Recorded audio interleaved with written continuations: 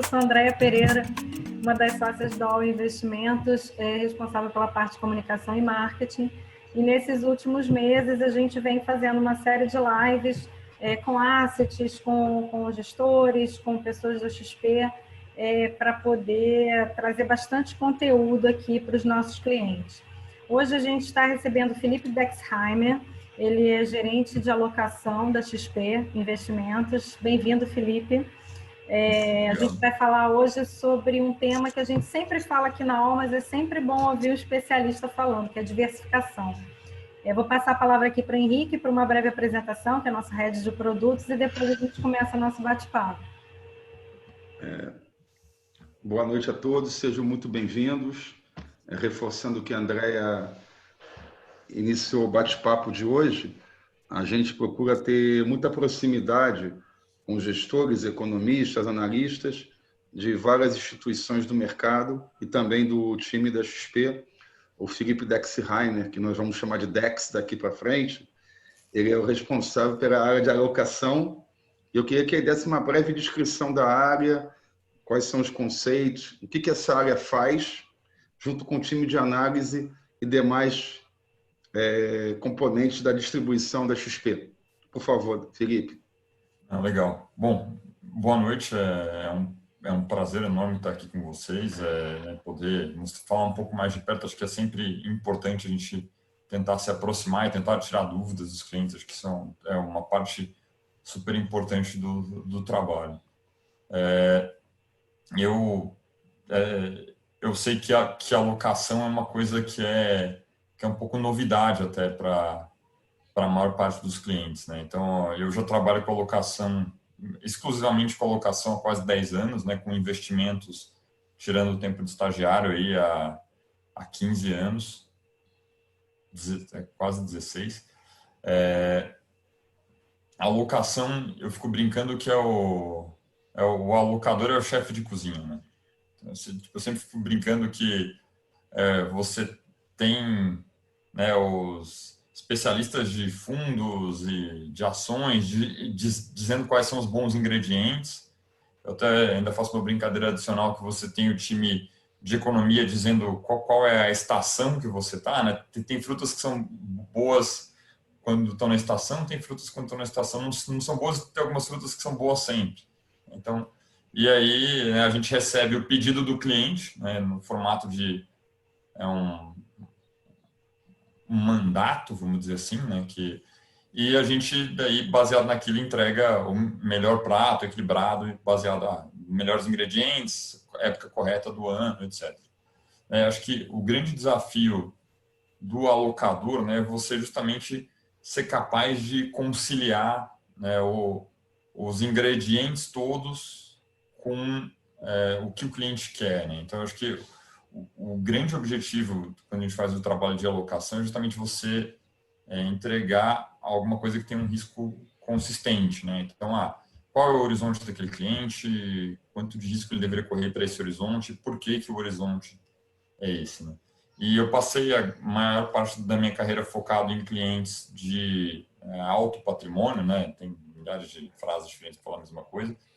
E o desafio que a XP me trouxe coisa de um ano atrás, não, mas será que a gente consegue ter essa mesma inteligência para um cliente de patrimônio menor, né? E o patrimônio menor que eu falei que é todo mundo que tem de 10 milhões de reais para baixo, né? De 100 reais ao 10 milhões. E é um desafio, né, tanto operacional, né? Existem algumas restrições que você encontra pelo caminho, né, que você não tem quando está tratando só um cliente que tem fundo exclusivo, né, uma coisa completamente diferente. E existem algumas restrições culturais mesmo, né? Você entender esse cliente e esse cliente te entender também, né? Então, eu até fico brincando que muitas vezes a gente ia fazer uma apresentação de carteira, alguma coisa assim para um cliente, né, para trazer um fundo exclusivo, um cliente de algumas dezenas ou até às vezes centenas de milhões de reais.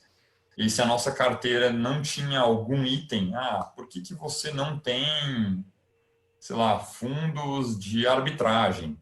Coisas que a gente tinha que justificar, né? E com o cliente pequeno, muitas vezes a gente vê o contrário, né? Pô, mas tem muitos ativos nessa carteira. Então, é um pouco dessa dificuldade, e um pedaço do trabalho tem sido muito falar com os clientes, né? Tentar aparecer, pôr a cara e explicar por que faz sentido ter uma carteira diversificada, que no final você tem mais fontes de retorno, você tem melhores correlações e você tem, fico brincando até, uma brincadeira que eu faço da parte internacional lá. Por exemplo, na parte internacional, você não precisa se preocupar com o Bolsonaro, o Maia, o STF, etc. Tem outras preocupações, mas não são as mesmas. Deixa eu É muito esse gancho aí que você tá falando. A gente está vivendo um momento agora onde o cliente está começando a procurar a gente para falar sobre diversificação, né? Porque lá atrás, com juros a 14, 14,5, ninguém queria saber de diversificação. Botava lá o dinheiro no renda fixa e ia dormir feliz. Agora, com juros a 2%, a gente vê o pessoal entrando em bolsa, o número de CPFs aumentando muito, cliente querendo saber de outros investimentos, e aí falando até de investimentos mais diferenciados. Aí eu já queria que você pegasse esse contexto que a gente está agora e dissesse o quão importante é a diversificação, principalmente agora nesse momento. Não, eu até tenho uma história engraçada que aconteceu de fato numa live esse ano. Né? Teve um cliente, né, que me perguntou, mas o que é melhor? Fundos imobiliários ou ações boas pagadoras de dividendos? E a brincadeira que eu fiz foi, mas por que tem que ser um ou outro, né? Então, acho que o primeiro tipo, às vezes o cliente, eu fico brincando, ele escolhe um tema, né? Então, eu quero ações com dividendos, eu quero fundos imobiliários. Na verdade, o que ele deveria fazer, e foi que minha resposta era, por que você não pega, né? Já que você quer renda, né? E você quer uma renda que potencialmente tem ganho de capital, né? Que eu estou falando de ações também. Por que você não pega os melhores fundos, as melhores ações com dividendos e combina os dois? Você vai ter uma carteira que tem um equilíbrio maior, etc. Então, acho que esse é a essência da diversificação, né? Por que você quer estar diversificado? Porque você pode ter o mesmo retorno e provavelmente, né, a sua carteira vai ter retornos menos erráticos, né? Porque você está plugado entre várias fontes, né? Um dos melhores exemplos de diversificação eu fiz semana passada em casa. Agora eu tenho 2 provedores de internet que eu coloco em um roteador só. Então agora sim, minha conexão está muito mais estável. É a mesma coisa, né? Se você, obviamente, né, em alguns momentos não funciona perfeito. Então assim, mesmo uma carteira diversificada, quando veio março, né, e o coronavírus, tal, que foi uma crise global, que pegou tudo, uma versão a risco gigantesca, a sua carteira vai sofrer. Né? A diversificação, ela é boa, mas ela não é mágica. Né? Mas, em geral, você vai ter resultados menos erráticos, né? E tanto para cima quanto para baixo, e você vai ter uma estabilidade maior. E uma das coisas que eu aprendi ao longo da carreira é quanto menos susto você dá no investidor, melhor ele aguenta chegar no longo prazo, vamos dizer assim. Então, acho que é muito nessa linha. Dex, você falou em longo prazo, isso aqui vai estar permeando nosso bate-papo nos próximos 40, 45 minutos. Vamos trazer mais um componente aqui. Você citou a figura do chefe de cozinha, do maestro da orquestra, não importa, várias metáforas. Como conjugar de forma equilibrada e eficiente a expertise de gestores ativos que desenvolvem portfólios com produtos de gestão passiva que seguem determinados índices? Como é que é a combinação de arte e ciência nisso? Isso certamente é recomendável. Quais seriam as vantagens principais para os investidores, de uma forma prática e objetiva? É com você. Acho que para ficar bem claro para todo mundo, né? Existem os 2 tipos de produtos. Hoje em dia, inclusive, os passivos estão muito listados em bolsa. Né? Então, tem o BOVA11, por exemplo, é um fundo passivo que replica o Ibovespa. E normalmente os fundos passivos, né, eles são produtos com alta liquidez e baixo custo. Né? Então, até tanto o BOVA11 quanto, né, tipo, a gente tem o trend Ibovespa na prateleira da XP, para quem não quer abrir o home broker, prefere aplicar um fundo e tudo bem. Em contraste a isso, você tem os produtos de gestão ativa, né? Que os gestores normalmente têm prazo de resgate, cobram taxas maiores e almejam, né, muitas vezes um retorno maior do que o de um certo índice. Até um parênteses engraçado, que acho que é uma distinção importante, existe uma diferença que é sutil entre o que é a liquidez de um investimento e o que deveria ser o horizonte que você tem para comprar aquele papel. O que eu quero dizer com isso? Ações, e a gente está falando também de fundos passivos de ações, são um exemplo ótimo, né? Você tem no BOVA11, num papel listado em bolsa, no trem de Bovespa, liquidez em 2 dias. Isso significa que você deveria carregar uma posição de renda variável por 2 dias? Não. A gente faz uma conta de horizonte, né? A gente faz uma conta que a gente tem começado a testar, né? Tipo, a gente está, entre aspas, começando a colocar as manguinhas de fora aos poucos, à medida que o nosso projeto de trazer inteligência de locação para o varejo vai andando. E a gente recentemente aumentou o número de perfis de investimento, né? E o número de carteiras recomendadas de 3 para 6 para as pessoas físicas. E a gente achou que alinhar no horizonte fazia muito sentido. E como é que a gente fez isso? A gente falou, beleza, dado o que eu espero de retorno para esse perfil aqui, quanto tempo o cliente tem que ficar investido para a chance dele de perder da inflação ser muito baixa? E a gente chamou isso de horizonte, que eu acho que é uma definição boa e matemática, né? A gente falou chance de 5%. E, por exemplo, numa carteira de ações, a gente está falando aí de um horizonte de 8 anos. Então, é legal esse contraste, né? Você pode ter liquidez imediata e você tem um horizonte muito longo. E aí, onde é que entra passivos e ativos, né? Então, acho que tem 2 regras básicas, tá?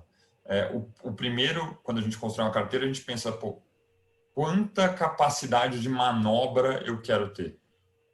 Né? Então, assim, pô, e uma coisa importante, né? E acho que o cliente que tem um perfil para a bolsa, né, ele sempre deveria estar em bolsa. Ele pode estar mais ou menos, mas ele nunca deveria estar totalmente fora. É muito difícil acertar esse time de longo prazo e normalmente, mesmo nos momentos difíceis, você tem alguma recompensa esperada por estar ali, né? Assim, eu normalmente, tirando pessoas que são muito especializadas, eu não recomendo a pessoa ficar oscilando o nível de risco da carteira dela. Hoje eu tenho 10 de bolsa, amanhã eu tenho 30, depois eu tenho 0. Pô, acho que isso é uma estratégia que é fácil você perder a mão, né? Então, dito isso, a gente quer ter um poder de manobra, né? E acho que os fundos passivos são interessantes para isso.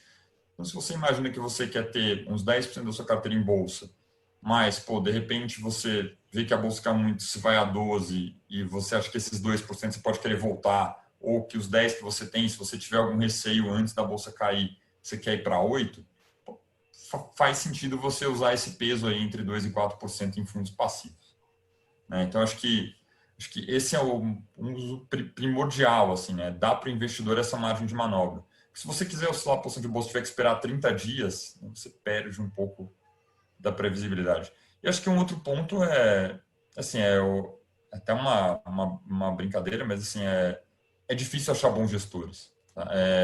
É difícil achar gestores que consistentemente entreguem excesso de retorno, ou é difícil achar gestores que entreguem esse excesso de retorno em um horizonte condizente com o horizonte do cliente, naquela estratégia, né? Então, acho que tem muito a ver.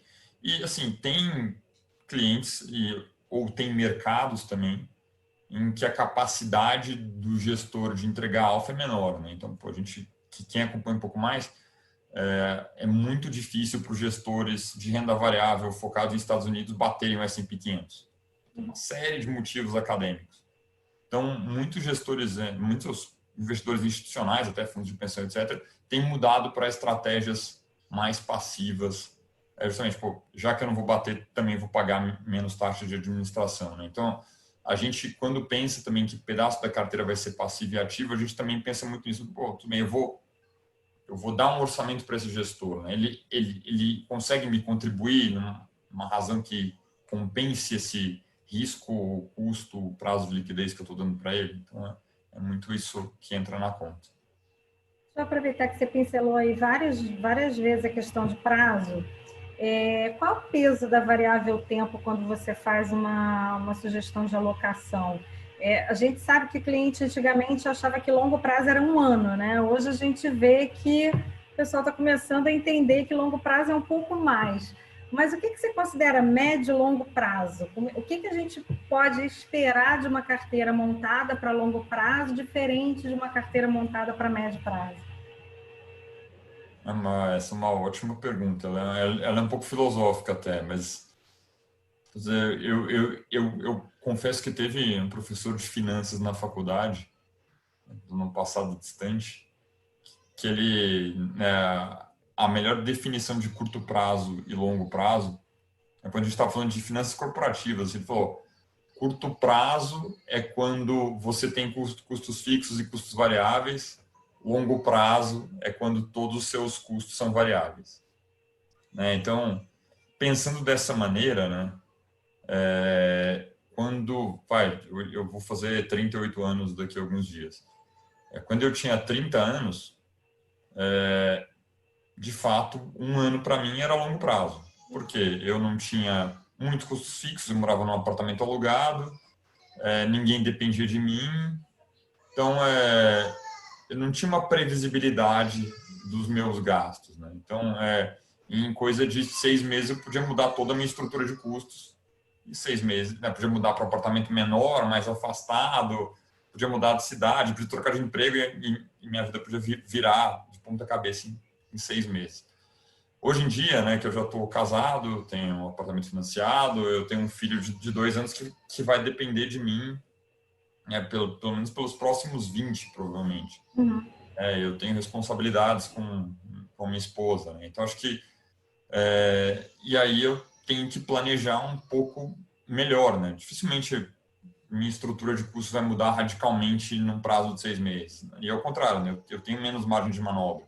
Se eu quiser mudar de cidade, eu tenho que ter certeza que eu consigo acomodar todas as intenções ali, né? Então, e quando a gente fala de investimentos, a gente fala muito de reserva de liquidez, né? Que é um pouco, quanto que você precisa para suportar uma emergência, uma perda de um emprego, alguma coisa assim. Né? E claramente hoje eu preciso de mais. Né? Então, as emergências são até contornadas, né? Mas você tem que programar. Né? Assim, eu não consigo cortar o meu custo de vida a 1/3 do que era em 6 meses, como eu conseguia quando eu tinha 27, 30 anos. Então, acho que esse tipo de planejamento que vai dar o colchão. Né? E tem uma brincadeira que eu gosto de fazer com as pessoas, porque as pessoas não ligam muito as ideias, né? Tipo, investimentos com a vida pessoal delas. E no final, é muito correlacionado, né? Tipo, se você tem uma carteira de renda variável no Brasil, você é brasileiro, a chance existe uma chance não desprezível de, no momento em que você precisar daquele dinheiro porque você perdeu o emprego, precisou né, a empresa perdeu o faturamento, né? Existem graus de perder o emprego, né? Pode ter um bônus pior, você pode ser empresário, mas as empresas faturam menos, o concorrente está porque está numa crise, o concorrente está mais desvalorizado e você acha que é o momento de comprar seu concorrente. Se o seu dinheiro do outro lado está todo em bolsa, grande chance são que nessa hora os seus investimentos vão estar muito desvalorizados também. Né? Então é interessante as pessoas terem essa ideia de que as coisas se comunicam. Né? De, se você... Sim, por isso que a reserva de emergência não pode ficar em bolsa, porque a chance é que a hora que você vai precisar dela, a bolsa vai ter caído, né? A probabilidade condicional é alta. Então, acho que é muito dessa maneira que as pessoas têm que pensar e acho que é muito até, né? Eu fico brincando que eu assessor médico da família, né? Muito o trabalho de vocês ajudarem o cliente a ver esses detalhes e abrir um pouco os olhos dele que, não é essa festa toda que você imagina. Muito das suas metáforas a gente usa aqui intensivamente no dia a dia com assessores e clientes. O que a gente faz é muito importante traduzir isso em visibilidade do mundo real, da vida de cada um. E a pergunta que vem aqui tem tudo a ver com isso. Ó. A XP, o teu time da XP desenvolveu um projeto novo para direcionar o processo de conhecimento e avaliação que cada cliente deve fazer junto com o seu assessor para quantificar a relação de risco-retorno de cada produto dentro de uma classe de ativos comparáveis. Esse é um projeto que eu chamo de único, inovador, é pioneiro no mercado doméstico. Você foi um dos líderes e idealizadores disso. Você pode explicar esse conceito e as aplicações práticas? Olha, aplicações práticas são enormes, tá? Então, para quem não está acompanhando, né, a gente começou com fundos alguns meses atrás, né? Acho que tá tudo um pouco interligado, né? Então, a gente começou junto com o time de fundos, com o time de risco, né, publicar a pontuação de risco dos fundos, depois entrou para a Previdência e a gente logo mais vai expandir isso para todos os ativos, né? E a dificuldade foi justamente criar uma regra de risco que conseguisse comparar tudo. Eu fico brincando que, tipicamente, quando você pensa em filas de produto, né, muitas vezes a gente está pensando e porque faz sentido, né? Normalmente você tem numa empresa um especialista em fundos, um especialista em renda fixa, mas até uma brincadeira assim, ninguém tem um problema que eu preciso comprar um fundo. Ninguém tem um problema que eu preciso comprar um CDB, né? Então, se você vai, entre aspas, né, pular, qual é o problema? Um típico problema, eu quero alguma coisa de baixo risco e com alta liquidez. Isso pode ser um CDB com liquidez diária, isso pode ser o Tesouro Direto, o Selic, isso pode ser um fundo DI. Então, elas são coisas no mesmo espectro. E hoje em dia é muito difícil o cliente comparar todas elas, né? Porque muitas vezes estão em lugares diferentes, são vendidas de maneiras diferentes, com disclaimers diferentes, com estruturas de custo diferentes. O fundo DI tem uma taxa de administração, o CDB não tem, né? É uma taxa ofertada. Então assim, a ideia de ter a pontuação de risco é justamente ajudar o cliente a comparar. Então ele vai ver, então beleza, entendi, a CLFT tem 1 ponto de risco, esse CDB com liquidez diária tem 2 pontos de risco, esse fundo DI tem 3 pontos de risco. Então, entendi, esse fundo está um pouco melhor que o CDB de taxa, e as coisas alinham. E isso vale para todos, né? Eu tenho um problema que eu quero investir para o longo prazo sendo sócio de empresas, né, para eu ter ganhos de capital maiores, né? Não posso ter esse problema, posso resolver esse problema através de fundos de ações, através do BOVA11 e através de uma carteira de ações, né? Então, a gente quer que o cliente tenha essa visão clara do que ele precisa, né? E outra coisa que a gente também quer é que ele tenha um domínio maior, né? Entenda um pouco quanto risco ele está correndo e o que ele deveria seguir de risco, né? Então, uma das coisas que a gente fez foi, agora a gente tem mais perfis de risco, né, que eu comentei, e a gente tem uma comunicação que eu considero clara, mas se não for claro, eu até peço ajuda, o feedback de vocês é super bem-vindo, os clientes super bem-vindos o tempo todo, para alinhar, o cliente que quer, né, a gente até trocou os nomes para quebrar um pouco o conceito, né? Então, o cliente moderado tem a carteira estrategista, que era a nossa antiga carteira moderada, ela virou a carteira estrategista. Por que eu deveria ter a carteira estrategista? Porque eu tenho um horizonte de investimento de alguma coisa como 5 anos, na crise em março ali, eu tenho noção que minha carteira poderia cair 10%, mas a minha reserva de emergência não é minha carteira inteira a mais, então, não tem problema, minha reserva de emergência estaria intacta, mesmo se a parte que eu tenho em ações e tal sofrer uma perda. E se eu fizer isso, eu posso esperar um retorno que, a ordem de grandeza está um pouquinho mais, um pouquinho menos, hoje é da ordem de IPCA mais 4. Né? E eu prefiro falar em inflação mais 4 do que falar X% ao ano, que eu acho que as pessoas deveriam se preocupar de fato com quanto dinheiro elas ganham acima da inflação, o resto é ilusão. Futuro real, né? Vai ser o novo tema agora, né? É engraçado que para mim esse é o tema há 10 anos já, há 30. Mas eu fico feliz, né? Eu até vi uma piada outro dia, um dos lados positivos do coronavírus é que agora todo mundo sabe o que é média móvel, né? Você falava, retorno em média móvel de 12 meses, o cliente torcia o olho, mas agora agora todo mundo sabe, né? Tá todo dia no Jornal Nacional a morte em média móvel de 7 dias. Pô, já virou estatística geral, assim. Todo mundo sabe o que é PIB, o que é inflação, o que é média móvel. Então já vai facilitar bem nossa vida também. Eu queria aproveitar, já que você está falando exatamente do cliente entender melhor onde é que está a posição dele dentro da carteira, muito cliente confunde volatilidade com risco. Você pode falar para a gente sobre esses dois conceitos, volatilidade e risco, e os benefícios da volatilidade no longo prazo? Eu acho que assim, volatilidade é uma maneira de medir risco, né? Eu acho que esse é a melhor definição dela, né? É uma das mais usadas, mas também também uma medida confusa, né? Especialmente às vezes a gente fala no cacuete, a gente até fala a vol desse fundo é tanto, né? A gente fala a avó de quem, né? Então, acho que é uma medida de desvio padrão, de dispersão estatística, não é tão intuitiva e assim, a volatilidade usada sozinha, acho que vocês estão cansados de saber, mas ela tem alguns problemas, né? Ela é inconsistente ao longo do tempo, né? Então, ela muitas vezes né, sei lá, a volatilidade do Ibovespa, se você calcular ela em 10 anos, ela é 22, se você calcular ela em 2020, ela é, sei lá, 40.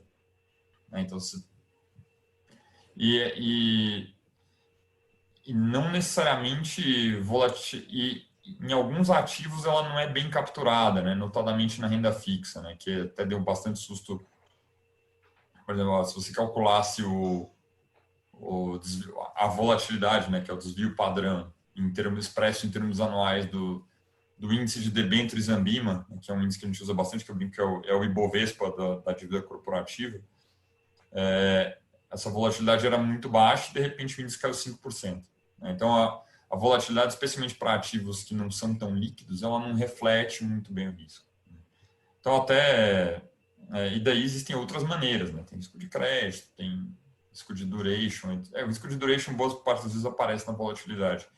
Mas acho que o que é importante é que o investidor tem que entender o que é risco, né? E a gente, inclusive, quando a gente fez, né, a régua de pontos, acho que a gente até provavelmente surpreendeu alguns investidores que dizem, pô, espera aí, esse fundo de crédito tem a mesma pontuação que esse fundo de ações, não, ações é exagero, mas que esse fundo multimercado, pô, mas o fundo de crédito está andando assim, né, o multimercado está andando assim, mas no final, muitas vezes o que você vê como oscilação da cota é muito o que a gente fala como volatilidade, mas tem mais dimensões no risco que muitas vezes não ficam claras. A gente tentou deixar isso claro na nossa régua de risco, mas de fato é um pouco pegadinha. Assim. Esse ponto é essencial. A gente gasta aqui muita energia e tempo para prestar um aconselhamento bem profissional e qualitativo. Então, as tuas ponderações estão excelentes. Por gentileza, Alex, vamos falar um pouco de globalização e internacionalização. Quais são os principais vetores dessa recomendação de diversificação internacional?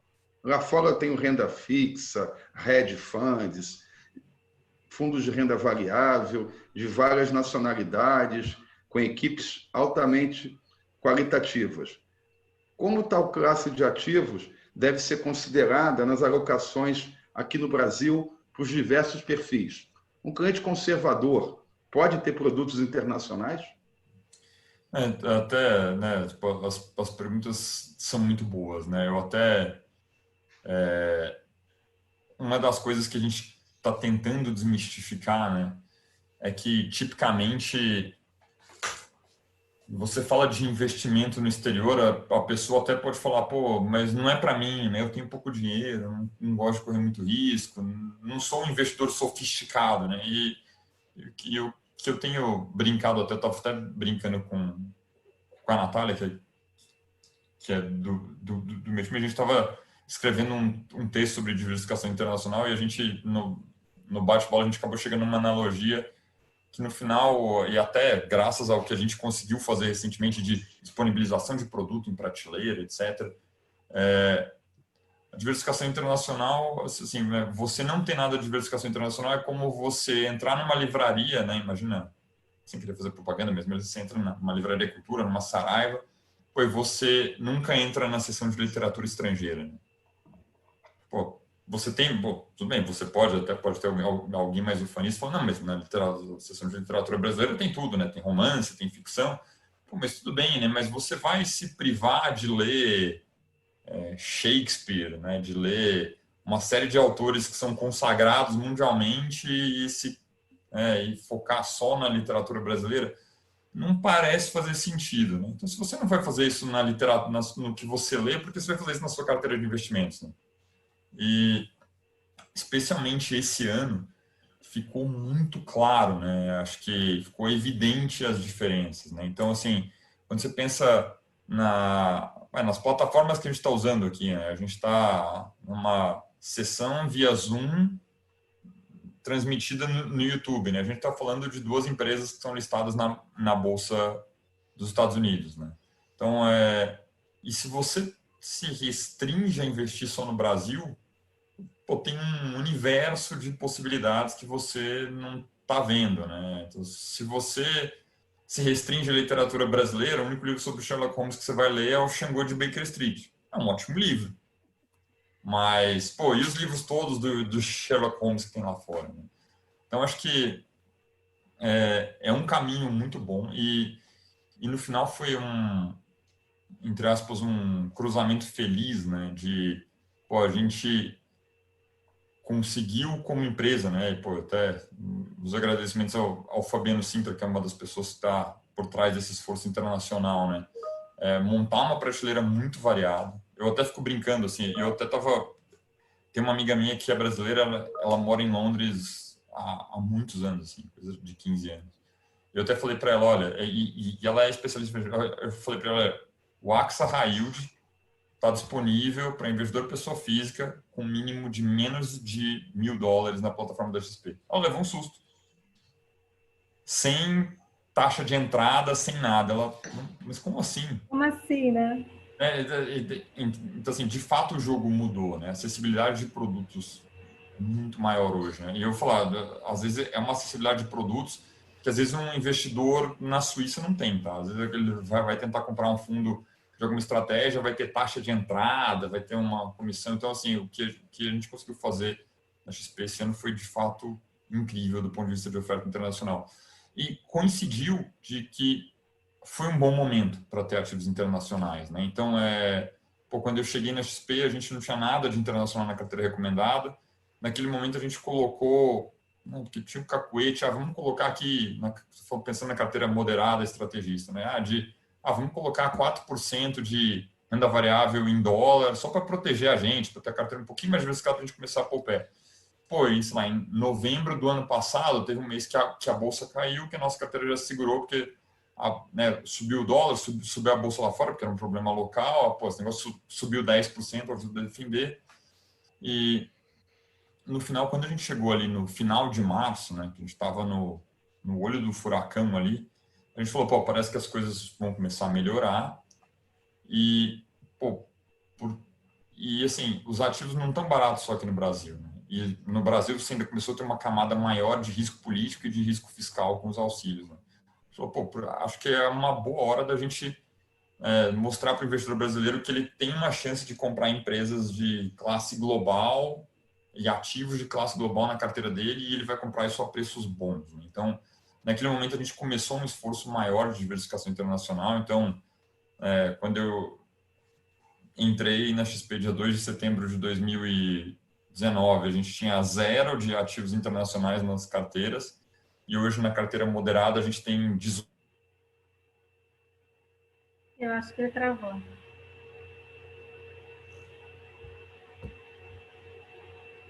Peraí, só um minutinho, gente, que eu acho que teve um problema na internet do Dex Raio. Mesmo com os dois provedores. Mesmo com os dois provedores. O ideal é que ele diversifique em 3 a 4. Pois é, a gente brinca com ele quando ele conseguir voltar. E esse ponto que ele está tocando é muito sensível, até para pegar o gancho, que daqui a pouquinho ele voltou. Ele conseguiu voltar. A gente estava brincando aqui que você agora tem que arrumar um terceiro provedor, Dex. E acho que ele travou de novo. Não, mas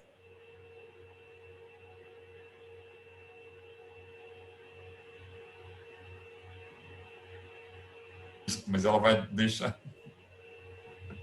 Vamos tentar de novo. 3, Não, 2, 1, testando. 3, 2, 1. Vocês estão me ouvindo bem agora? Assim. Agora sim. Ter duas inter... Travou de novo. Ai, gente. Coisas do ao vivo, gente. No ao vivo acontece isso. Do ao vivo do novo mundo, né? Do novo mundo, exatamente. Vamos tentar de novo, Dex. 3, 2, 1, Dex, com Estou você. fechando conexões aleatórias aqui que possam estar tomando a minha banda. Vocês estão me ouvindo bem agora? Agora estamos. Seja bem-vindo de retorno. Não, então, boa. Como eu falei, diversificação não tira todo o risco da sua carteira. Tá, então, deixa eu aproveitar e pegar um gancho do que você estava falando. Boa, André. Teve uma hora que você falou a palavra proteção. Vamos botar alguma coisa de internacional para proteger a nossa carteira. Qual a importância da utilização dos hedges e das proteções nos portfólios, né? Que isso também entra um pouquinho na ciência da diversificação, né? Ter um pouquinho de proteção. Não, com certeza, né? E acho que assim, né, a definição boa de proteção é uma coisa, envolve um pouco de consistência, né? Então, um ativo que te protege, ele tem. Olha a gente travando de novo. Vamos aguardar só um minutinho. Nossa, eu tô no negócio power, teoricamente. Vamos lá, Dex, você voltou. Então tá. Quando a gente fala de proteção, a gente tem que ter um ativo que de fato protege, né? Porque um ativo que simplesmente se comporta de maneira separada, ele é uma diversificação, ele não é uma proteção, né? Então essa é a primeira coisa, né? Então por isso que a gente gosta de usar dólar, exposição a algum ativo dolarizado como proteção. E, obviamente, daí a gente tem muitas vezes a bolsa lá fora junto, que é uma diversificação, mas no contexto acaba encaixando. E tem dois grandes segredos, né, para usar uma proteção. O primeiro é que eu fico brincando, né, você não pode pagar pelo seguro do carro mais do que o carro vale. Né? Então, assim, ou seja, quando você tem uma proteção de carteira, se você fizer ela grande demais, você tem que tomar cuidado, na prática você não está protegendo a carteira, você está se posicionando para um cenário negativo. Uhum. São coisas diferentes. Totalmente diferentes, né?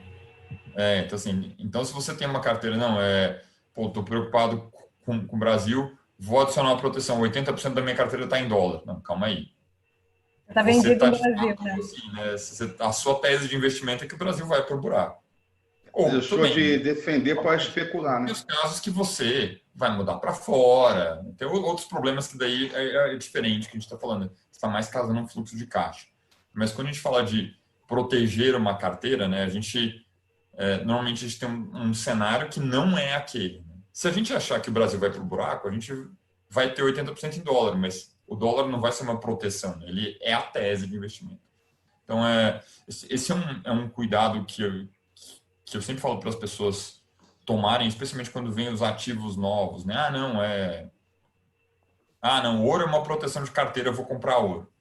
Não, tudo bem, né? Mas ouro, assim, se você quer usar ouro para proteger sua carteira, assim, beleza. Você tem que ter certeza que protege, outro comenta em seguida, mas você tem que, assim, né? Se o ouro cair enquanto a bolsa está subindo, como é que a sua carteira anda, né? Se a bolsa está subindo e o ouro cai e sua carteira cai, você não está mais usando o ouro para proteger a sua carteira. O ouro virou quase que você está usando a bolsa para proteger o ouro, né? O ouro virou a sua tese de investimento principal. Então, esse é um cuidado que é sutil, mas muitas vezes as pessoas, né, se perdem um pouco. E um dos problemas especificamente do ouro, né, e eu comento isso porque acho que é um cuidado que os investidores têm que tomar, o ouro, ele não é diferente do dólar contra o real, o ouro ele não é um ativo sempre defensivo. Né? Se a gente pega a correlação, né, que é uma medida estatística, se a gente pegar do dólar com o Ibovespa, a correlação do dólar e Ibovespa, em maior ou menor escala, ela é sempre negativa. Se a gente pegar a correlação do ouro com a Bolsa Americana, para a gente comparar mercado internacional com o mercado internacional, tem momentos e momentos longos, tá? Janelas de 6, 12 meses, que a correlação do ouro com a Bolsa Americana fica positiva. Mas o ouro mudou, o que ele faz é que, no final, o comportamento dos investidores mudou, né? Aquilo deixou de ser uma defesa de carteira e passou a ser uma posição, né, que está nas teses de investimento das pessoas de que o ouro vai se valorizar. E daí o ouro vira um ativo de risco. E a gente está, desde junho, num desses momentos. A correlação atualmente do ouro com a Bolsa Americana ela é positiva. Nesse momento, o ouro, então, não é um seguro de carteira. Então, até quando a gente viu em setembro agora, né, a Bolsa Americana caiu e o ouro também caiu. Então, essa mudança de comportamento é muito importante o investidor tá atento, né? E é uma coisa que a gente se preocupa também. Boa, boa. E a gente está caminhando aqui para 45 minutos de live, que é o tempo que a gente se dispõe hoje. O Dex tem outros compromissos. Vamos caminhar aqui para o fechamento com uma última pergunta. O bate-papo podia ser muito maior, está muito bom. Então já fica um convite para você, Dex, para a gente ter uma segunda e uma terceira live. À vontade, à vontade. É inesgotável e é fundamental. Vamos falar um pouquinho agora de previdência, que existe um estoque de recursos importantíssimo, expressivo aqui no Brasil. Nitidamente é um recurso de prazo médio para longo. E quais são as oportunidades que esse mercado traz para o investidor com as novas regras? Antigamente tinha uma carência de bons produtos, tinha pouca possibilidade de diversificar, de fazer um verdadeiro asset allocation. O que a gente traz de novidade no ambiente da XP que você pode contar aqui e compartilhar com os investidores? Não, legal. Acho que um adendo que é uma coisa que, né, tipo, a gente vai conhecendo o mercado, né? Como eu falei, eu conheço o pequeno investidor há relativamente pouco tempo, né? Assim, quando a gente fala com investidor, né, de alto patrimônio, né, que eu fiz a maior parte da minha carreira, assim, quando você está construindo a carteira, a primeira coisa que você fala, olha, beleza, como é que eu otimizo a estrutura tributária, né? Que veículo legal eu escolho, né? Que tipo de tratamento eu vou ter aqui, como é que são os prazos, etc. E o que eu tenho percebido, né, é que o investidor, pessoa física, ele não conhece as regras.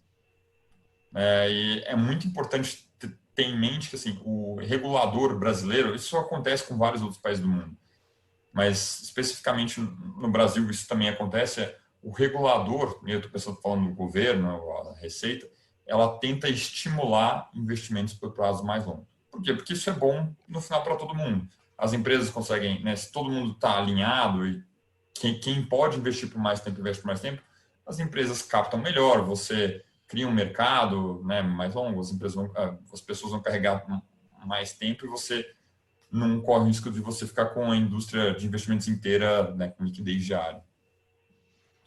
E hoje em dia, para ativos líquidos, né, a tributação ou é de 15% para renda variável a qualquer momento, ou no caso de fundos de renda fixa, isso inclui multimercados também, na verdade é tudo que não é ações, a tributação ela começa em 22,5%, depois ela vai caindo até 15% se você ficar investido por 2 anos. Quando você fala em prazos muito maiores, aí você começa a ter a legislação de previdência, que o governo, até por uma questão de, né, saúde da nação, entre aspas, o Estado ele quer te incentivar que você cuide da sua aposentadoria. Como é que ele faz isso? Se você investe por 10 ou mais anos, por exemplo, você consegue ter uma alíquota de 10%, que é menor que a da renda variável. Aí você não tem come cotas que você tem normalmente nos fundos multimercados de renda fixa. Isso é um benefício tributário enorme, né? Você tem outros benefícios, né? Você não paga ITCMD se você morre de deixar a previdência para alguém. E esse tipo de planejamento é essencial, né? Então, até uma das coisas que... E, por outro lado, a legislação de previdência ela não fica na CVM, né? Ela fica na SUSEP, que é o órgão mais regulador de seguro, ela até é um pouco defasada, porque o regulador ele tem um medo maior de liberalizar esses produtos, vai ter uma marcha mais lenta, vamos dizer assim. Faz sentido também. Afinal de contas, está mexendo muitas vezes com dinheiro, né, de aposentadoria. Então. E uma coisa que a gente, né, percebeu é que assim, o mesmo problema que levou a gente a criar, né, especialmente o pequeno investidor, a família DNA, para a pessoa com R$100 poder comprar um investimento para o perfil dela e com liquidez e super diversificado, a gente agora começou a estender para a Previdência, né? Então, o nosso fundo de perfil agressivo, que é o energético, né, os capitalistas recomendados, que é o DNA Energy, na semana passada a gente lançou o DNA Energy Prev.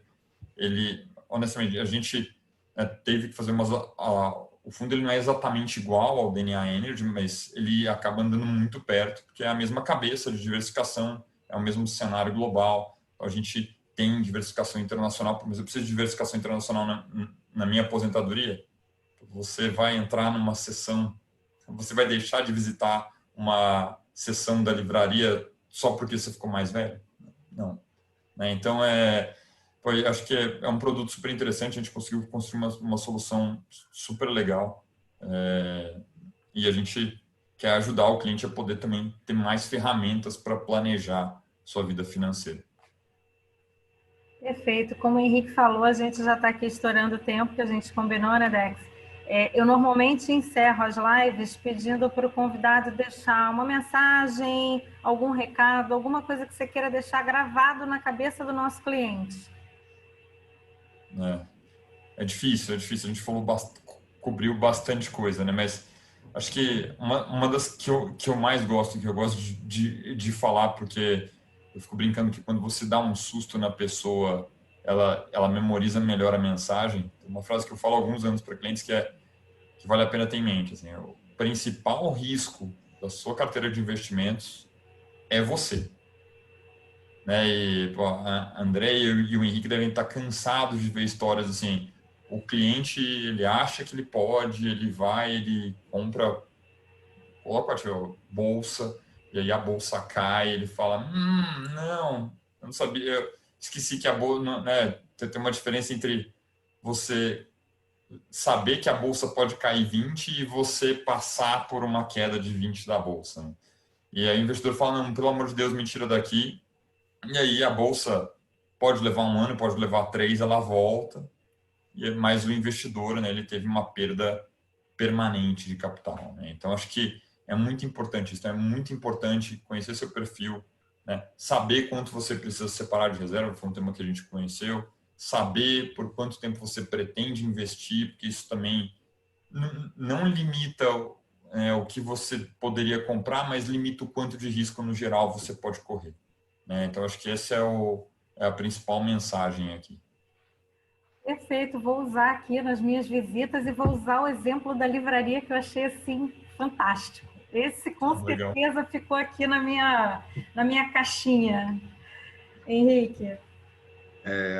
Gente, foi um bate-papo, acho muito bacana, muito assertivo, objetivo. Então, eu quero agradecer aqui ao Felipe Dexheimer ter a presença.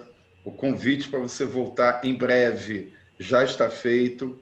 E deixa eu fazer aqui o fechamento, linkando um pouquinho.